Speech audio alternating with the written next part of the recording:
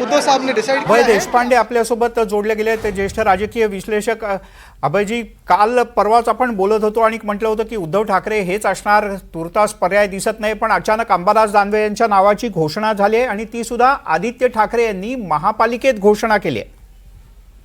नाही, असं आहे की हर्षवर्धन सकपाळ यांनी भेट घेतली उद्धव ठाकरेंची, तेव्हा त्यांना स्पष्ट करण्यात आलं होतं की जर ते स्वतः उमेदवार असतील तर महाविकास आघाडी म्हणून आम्ही त्यांच्या पाठीशी आहोत, कारण शिवसेना उद्धव ठाकरे गटाचं नेतृत्व त्यांनी विधान परिषदेत करावं अशी इच्छा प्रदर्शित केली होती आणि त्याला सकारात्मक प्रतिसाद त्यांनी दिल्याचं दादा सकपाळ यांनी बाहेरून सांगितलं होतं आणि साधारणतः हालचाली गेल्या 2 दिवसापासून तशाच दिसत होत्या।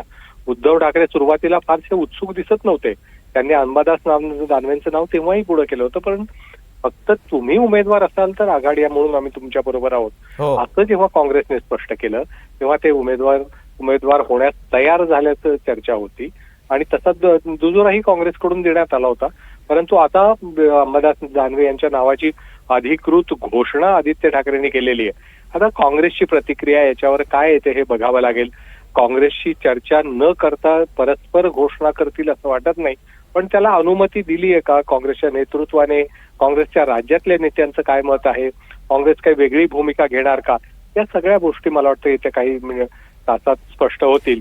जरी काँग्रेसनी वेगळी भूमिका घेतली तरी मिलिंद संख्याबळ असं आहे की विधान परिषदेमध्ये विधानसभेमध्ये शिवसेना ठाकरे गटाचे 20 आणि राष्ट्रवादी काँग्रेस शरद पवार गटाचे 10 असे 30 आमदार आहेत आणि या निवडणुकीमध्ये मतांचा कोटा 29चा आहे। म्हणजे काँग्रेसने वेगळी भूमिका घेतली तरी निवडून येण्यात अडचण नसावी, परंतु त्याचबरोबर आणखी एक गोष्ट लक्षात घेतली पाहिजे की ही निवडणूक गुप्त मतदानाने होते।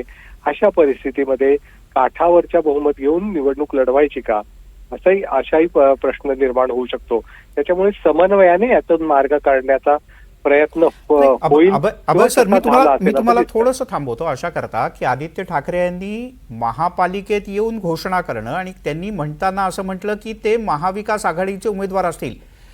तुम्ही संदर्भ दिलात तसं आधीच शरद पवार यांची राष्ट्रवादी आणि काँग्रेसची याला सहमती घेतलेली असू शकते जर का अशी घोषणा केली तर?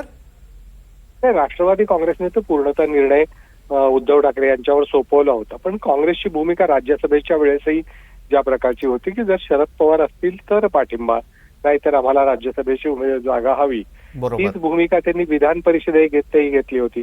मग आता या संदर्भात काय नेमका काँग्रेसची संपर्क कडून दानवेंच्या नावाला मान्यता घेतली आहे, त्याच्या बदल्यात जी काँग्रेसची भूमिका